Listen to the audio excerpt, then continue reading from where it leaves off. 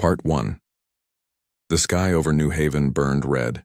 Smoke curled from the ruins of the colony's main dome, twisting into the thin air like a dying breath. Fires crackled in the streets, fed by shattered fuel lines and broken power conduits. The ground trembled with each distant explosion as another Krell warship fired from orbit, its plasma bolts tearing through buildings that had once held schools, homes, and markets. People ran, some with children in their arms, others dragging wounded neighbors, toward the few evacuation shuttles still standing on the western landing pad. Among them was Daniel Briggs. He wasn't a soldier anymore, not officially. 5 years ago, he'd hung up his fleet uniform and taken a quiet job as head of colony security. It paid less, but the air smelled like pine instead of recycled metal, and the nights were quiet. Now that peace was ash. He shouted over the roar of collapsing structures, directing a group of survivors toward Shuttle 7. His voice was hoarse, his face streaked with soot and blood that wasn't his. A young woman clutched his sleeve. Her name was Lila, a botanist who'd spent her days tending hydroponic wheat fields. She didn't speak, just stared at the sky with wide, glassy eyes. "Keep moving," Daniel said, gently but firmly. "Don't look up," but everyone looked up. How could they not? The Krell ships were monstrous, jagged, obsidian-black vessels shaped like claws blotting out the stars. They'd arrived without warning, without demands. Just Fire New Haven had no real military presence. A few patrol drones, a couple of outdated defense turrets, and Daniel's small security team. Barely enough to handle petty theft or equipment malfunctions. Against a full Krell strike force, they were nothing. Less than nothing. The colony's distress call had gone out hours ago, but help was weeks away if it came at all. Daniel helped Lila into the shuttle, then turned back toward the burning city center. He knew what he'd find there. Bodies. Silence. The remains of everything they'd built. He didn't have time to grieve. A blast shook the ground behind him. He spun just in time to see Shuttle 5 explode in a ball of orange flame, hit by a stray shot from above. Screams cut off instantly. His stomach twisted, but he forced himself to move. Shuttle 7 was almost full. He counted heads through the grimy viewport. 37 souls. Not enough seats, but they'd make it work. They had to. Close the ramp. He yelled to the pilot, a wiry man named Carl who'd once flown cargo runs to Mars. Carl nodded, fingers flying over the controls. The heavy metal ramp groaned as it lifted. Outside, a few stragglers pounded on the hull, begging. Daniel met their eyes through the reinforced glass. He wanted to open it. He wanted to save them all. But if they delayed another second, they'd all die. The shuttle's engines whined to life. With a shudder, it lifted off, weaving through falling debris and smoke. Below, New Haven vanished into fire and shadow. Inside, no one spoke. A child sobbed quietly in the back. Lila sat curled in a corner, arms wrapped around her knees. Daniel leaned against the bulkhead, breathing hard. His comm unit crackled weakly. "Briggs, this is Control. Do you copy?" He grabbed it. "I'm here. Shuttle 7 is the last one out. All others, destroyed or grounded. You're clear for jump to EOS Prime, coordinates sent." "Understood." His voice was flat. "What about fleet response?" A long pause.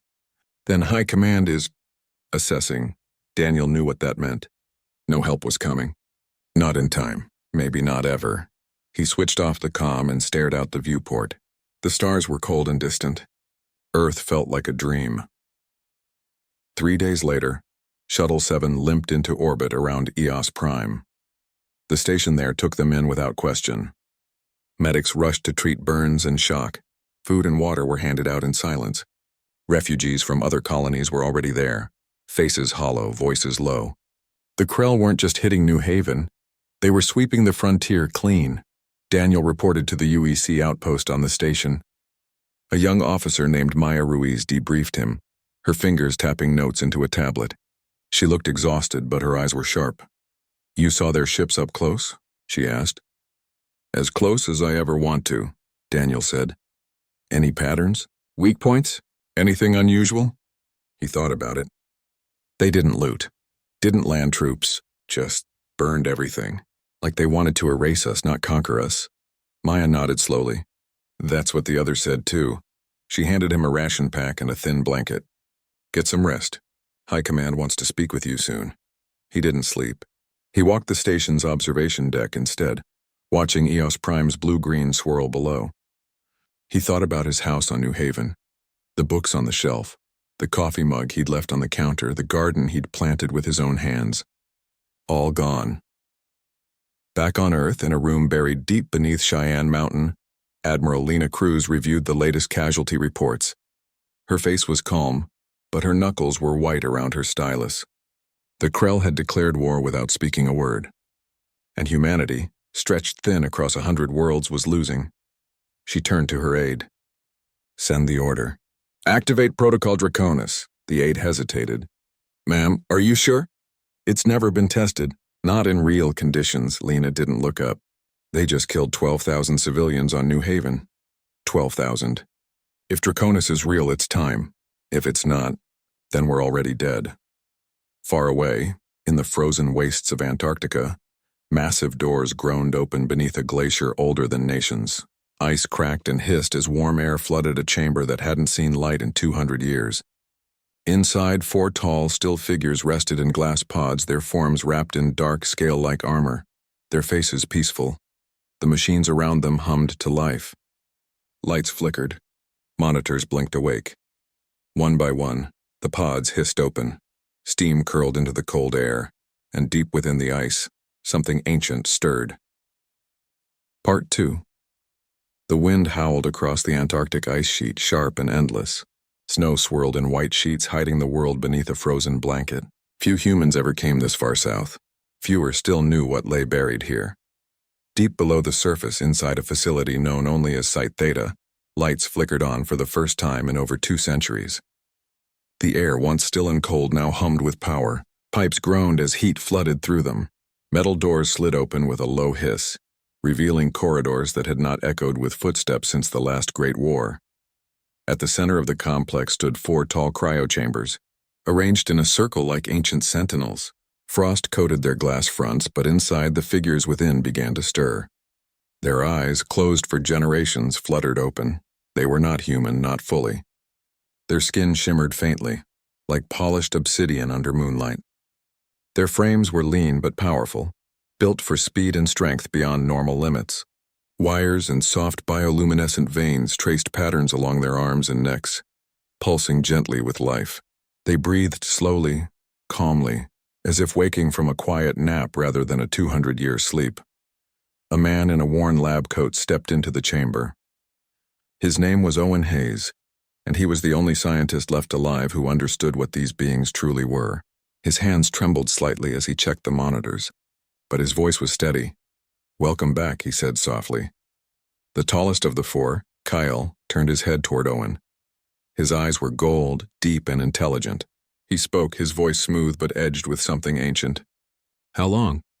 212 years, Owen replied. "The world changed, but you were needed again." Kyle stepped out of his pod, bare feet touching the cold floor. He stretched, joints popping softly.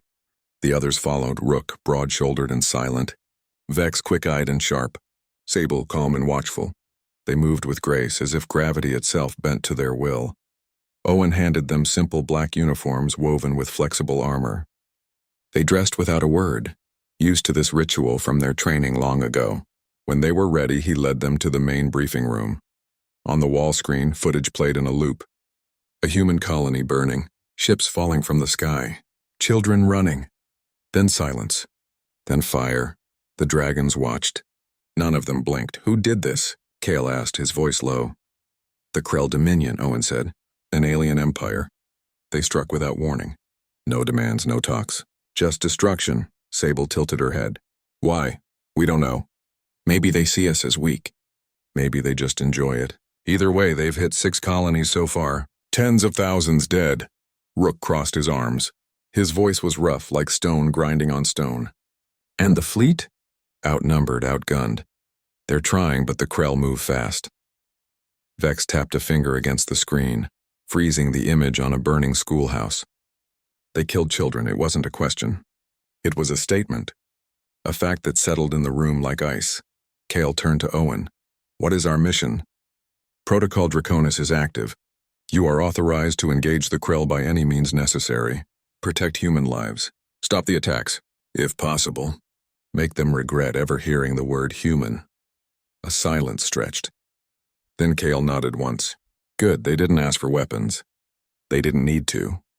Their ships, the Draconis-class vessels, were already powering up in the hangar below, awakened by the same signal that roused them. Sleek, black, and shaped like coiled serpents, each ship was grown, not built, from biometal that healed itself and responded to the pilot's thoughts. Owen watched them walk toward the hangar, their steps quiet but heavy with purpose. He remembered the debates that led to their creation. Humanity had been on the brink of extinction during the Titan War. Desperate, scientists fused human DNA with synthetic biology, crafting warriors who could fight like machines but think like people. Loyal, fierce, unbreakable. When peace came, the world feared them, so they were sealed away, a last resort no one hoped to use. Now, that hope was gone. In orbit above Earth, a UEC command ship received a priority message from Site Theta. Admiral Lena Cruz read it twice before speaking. They're awake. Her aide frowned. Are they safe? Lena looked out the viewport at the stars. They were made to protect us, not to be safe. On Eos Prime, Daniel Briggs sat in a refugee shelter sipping weak coffee. He didn't know about the dragons. No one did. He only knew that the Krell were still out there, and Earth seemed powerless to stop them. But far below the ice, 4 beings who remembered every human face they'd ever sworn to guard were climbing into their ships. Kyle settled into his cockpit, the bioseat molded around him, warm and familiar. Lights glowed along the console, responding to his presence. Outside, the hangar doors opened, revealing the endless white of Antarctica, and beyond that, the black ocean of space. Ready? Vex's voice came through the comms. Always, Rook replied. Sable said nothing. She didn't need to. Cale placed his hand on the neural interface. The ship purred to life, its systems syncing with his mind. He felt its hunger, its focus, its loyalty. It was an extension of him, just as he was an extension of humanity's will to survive. Set course for Helios Drift, he said. The Krell have a forward base there. Confirmed, Vex said. Jump in 10. The 4 ships lifted off, silent and smooth, vanishing into the sky like shadows swallowed by night. Hours later, deep in Krell-controlled space, alarms blared aboard the warship Iron Maw. Sensors detected 4 unknown contacts emerging from hyperspace. No transponder codes, no communication, just sudden, impossible presence. Warlord Zorvac, commander of the Krell Vanguard, snarled at the display. Scouts, pirates? His second-in-command hesitated. They're small, but moving fast. Before he could say more, the first ship struck. It wasn't an explosion. It was a cut. A clean, precise tear through the Iron Maw's shield grid, as if the defenses were paper. The black vessel, serpentine, silent, slid past the hull, leaving a trail of sparks and dying systems in its wake. Then the others came. Rook targeted the engine core, disabling it with a single plasma lance. Vex hacked the internal network, locking doors, shutting down weapons, flooding comms with static. Sable disabled the fighter bays before the Krell pilots could even strap in. And Cale? Cale went straight for the bridge. He didn't destroy it. He landed his ship on the hull, breached the armor, and walked inside. Krell soldiers fired. Their weapons sparked harmlessly against his skin. He moved like wind, fast, unstoppable. One by one, they fell, not dead but unconscious. He wanted them to wake up. He wanted them to remember. When he reached the bridge, Zorvac stood waiting, blade in hand. You are not human, the warlord growled. Kyle looked at him, golden eyes unblinking. I am what humans become when you hurt their children. He disarmed Zorvac in 3 moves. Broke his wrist with a twist, then leaned close. Tell your masters, Cale said quietly. You attacked human colonies. Congratulations. You just summoned the dragons. He left Zorvac alive, bound and terrified, on the crippled bridge. Then he returned to his ship. One by one, the 4 dragons pulled back into space. Behind them, the Krell base at Helios Drift floated dark and silent. No ships destroyed, no lives lost unnecessarily. Just disabled, humiliated, warned. Back on Earth, Owen Hayes watched the mission report come in. He exhaled slowly, relief and dread mixing in his chest. They had done it, and they would do more because the dragons were awake, and they remembered their oath. Part 3. News of the Helios Drift strike spread faster than any fleet could travel. At first, the Krell command thought it was a glitch, a sensor ghost, a rebel trick. But when Warlord Zorvak's broken transmission reached the Dominion High Seat, panic took root. The footage showed 4 sleek black ships moving like living things, striking with impossible speed, leaving no wreckage, only silence. And the warrior who walked through their defenses like they were mist, his eyes glowed like embers in the dark. The Krell did not believe in myths, but now they whispered. On Earth, the United Earth Coalition watched the same footage in stunned silence. Admiral Lena Cruz stood in the war room, arms crossed, as analysts replayed the attack frame by frame. No weapons fire beyond what was needed, no civilian casualties, every Krell soldier left alive. It was not war as they knew it. It was judgment. She turned to Owen Hayes, who had been brought to Sol Command under heavy guard. Are they under control? Owen didn't flinch. They've always been under control. They just don't take orders from fear. They take them from purpose. Lena studied him. And their purpose now?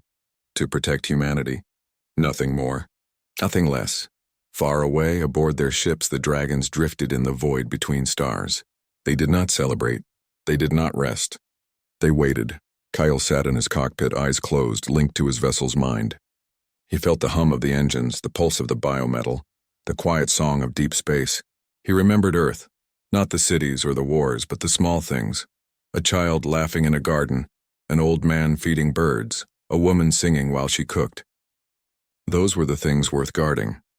Vex monitored Krell chatter across a dozen frequencies. Their language was harsh, full of clicks and growls, but she understood it perfectly. Fear had entered their voices. Good. Rook sharpened his blades, not because they needed it, but because the motion calmed him. Sable meditated, her breathing slow and even, her mind clear as glass. They knew the Krell would come back, stronger, angrier, that was fine. 2 days later, the Dominion answered. A fleet of over 200 warships gathered near the Krell homeworld. Commanded by Grand Warlord Vrax, the largest military force the Dominion had ever assembled, prepared to jump toward Sol. Their orders were simple. Burn Earth to cinder. Leave nothing. Vrax broadcast his message across all human channels. You sent monsters. We will send fire. Your world will be ash before your so-called dragons can blink. The UEC braced for invasion. Fleets scrambled. Evacuation plans were dusted off. People on Earth looked to the sky and wondered if this was the end. But the dragons did not wait for the Krell to reach them. Instead, they struck first. Their target was not a colony or a station. It was the Krell's heart, the Forge of Keth, a massive shipyard orbiting a dead star. This was where the Dominion built its warships, where raw asteroids were melted into hulls, where engines were forged in plasma fires. Destroy it and the Krell war machine would stall for years. The dragons arrived without warning. Kale's ship sliced through the outer defense grid like a knife through fog. Rook followed, unleashing a storm of micro-drones that latched onto enemy turrets and fried their circuits. Vex slipped into the shipyard's network, shutting down power relays, locking blast doors, rerouting coolant lines until reactors began to overheat. Sable moved like a shadow, disabling patrol craft before their pilots could raise alarms. Inside the main control hub, Krell engineers screamed as systems failed one by one. Lights flickered. Alarms wailed. Then the comms died, and then they saw them. 4 figures walking through the corridors, calm, unhurried, unstoppable. Krell soldiers fired. Bolts bounced off their skin. Blades shattered against their arms. One by one, the defenders fell, not dead, but stunned, bound, left alive to witness what came next. Kale reached the central core, a glowing sphere of contained fusion that powered the entire forge. He placed his hand on the control panel. The system recognized no Krell code, but it responded to his will. The biometal in his veins synced with the ancient human override built into every major off-world installation from the Titan War era. Shut it down, he said. The core dimmed, then went dark. Across the shipyard, lights died. Cranes froze mid-lift. Assembly lines ground to a halt. The great engines that shaped metal fell silent. The Forge of Keth was dead, but the dragons weren't done. They moved to the data vaults. Vex downloaded everything, ship schematics, fleet movements, command codes. Then she planted a virus that would spread through the Krell network like a plague, corrupting orders, scrambling coordinates, turning allies against each other. As they left, Kale triggered a final command. Not destruction, disabling. Every warship under construction lost power. Every weapon system locked. Every engine core went cold. The Krell would spend months, maybe years, repairing the damage. Back on Earth, the UEC watched in disbelief as sensor reports poured in. The Forge of Keth was dark. The Krell fleet near Sol had halted its jump, confused by garbled orders. Panic spread through their ranks. Admiral Cruz turned to her staff. "Who are these dragons?"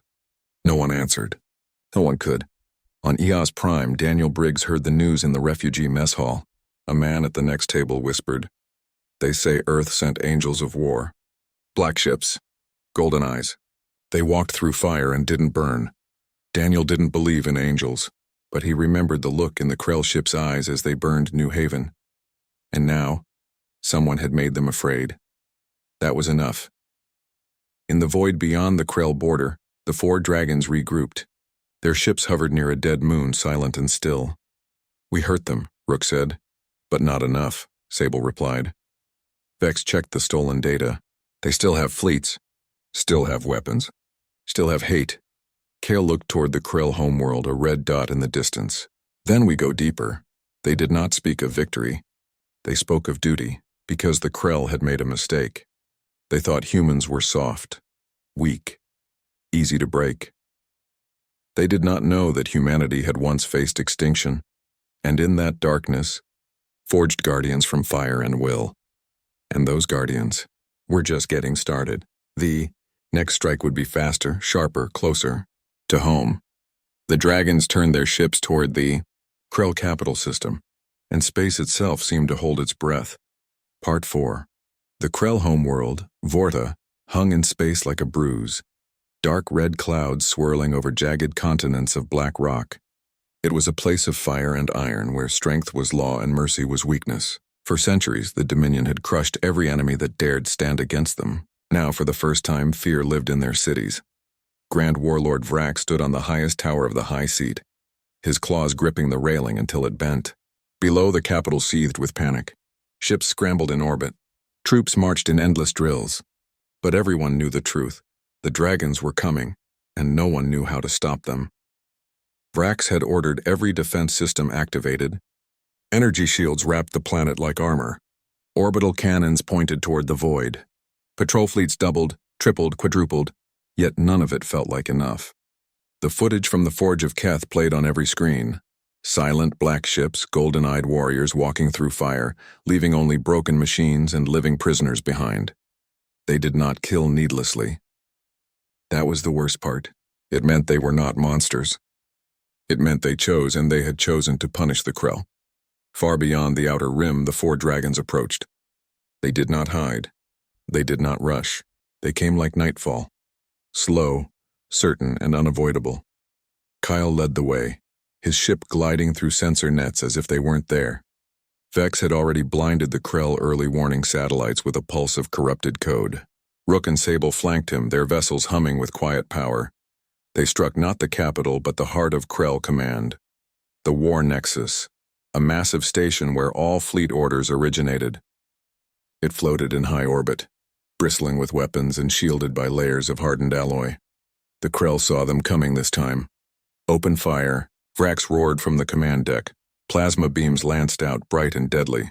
Missiles streaked through the void. But the dragons moved like water, twisting, diving, weaving through the storm. Kale's ship absorbed a direct hit on its flank, the biometal rippling as it sealed the wound instantly.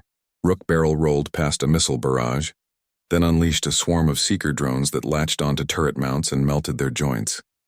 Sable slipped behind the station, cutting power lines with surgical precision. Vex, already inside the network, turned the station's own defenses against itself. Turrets swiveled and fired on nearby Krell ships. Shield generators overloaded and exploded in silent bursts of light. Within minutes, the War Nexus was blind, deaf, and bleeding. Then the dragons boarded. They entered through a maintenance shaft, moving in perfect silence. Krell soldiers waited in the corridors, weapons ready. But the dragons were faster, stronger, smarter. Rook disarmed 3 guards with a single sweep of his arm. Sable used the shadows to vanish. reappearing behind enemy lines to disable comms relays. Vex hacked door controls, trapping squads in sealed rooms, and Kale walked straight down the main hall toward the central chamber, where Vrax waited. The Grand Warlord stood alone, his massive frame tense, his blade glowing with heat. "You think you've won?" Vrax snarled. "You are 4. We are millions." Kale stopped 10 paces away. "We are not here to win a war. We are here to end one." He did not attack. He simply stood, calm and still. Vrax charged. The fight lasted 7 seconds. Kale sidestepped the first swing, caught the Warlord's wrist, and twisted. Bone cracked. The blade clattered to the floor.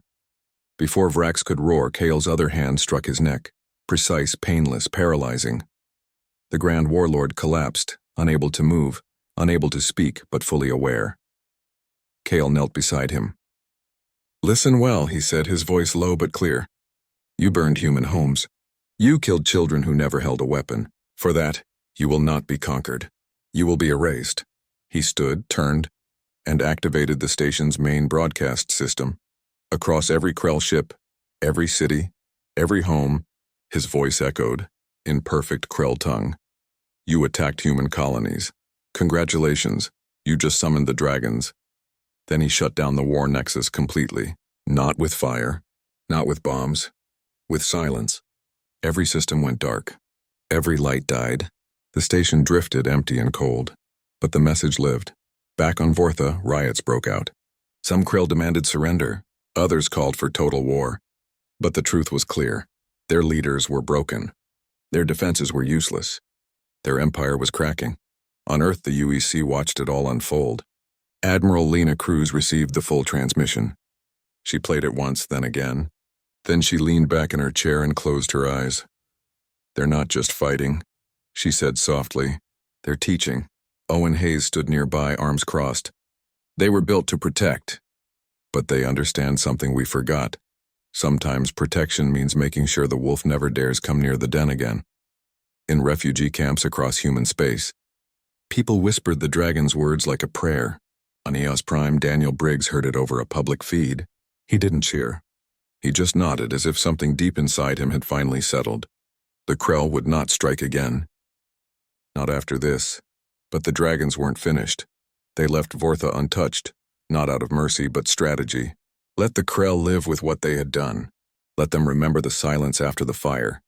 As their ships turned toward home, Vex sent one final gift: the full archive of Krell war crimes, including footage of New Haven's destruction, broadcast to every neutral system in known space.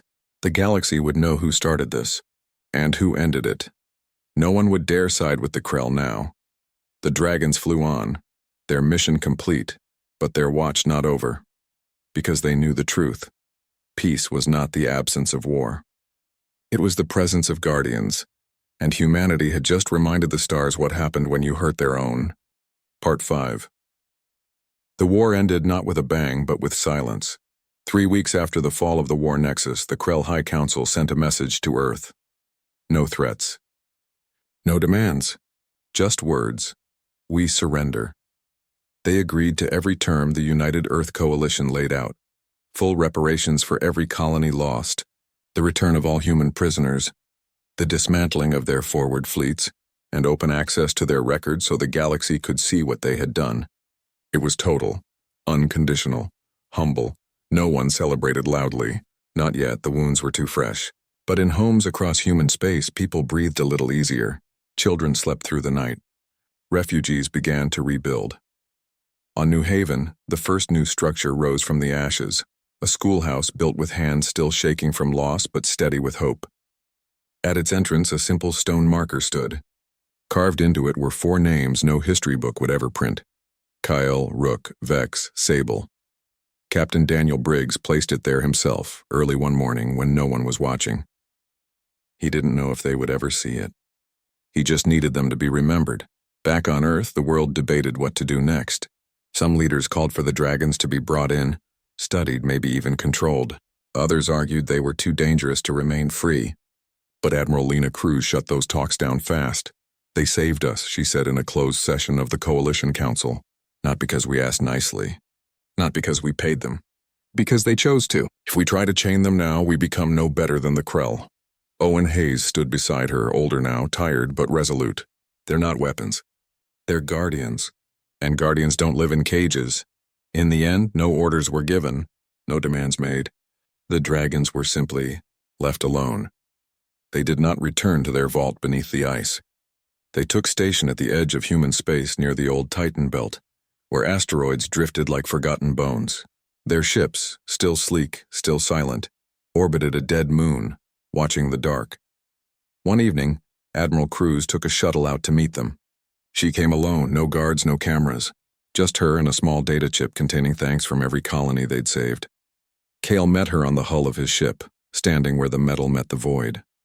He looked human enough, tall, calm, eyes still glowing faintly gold.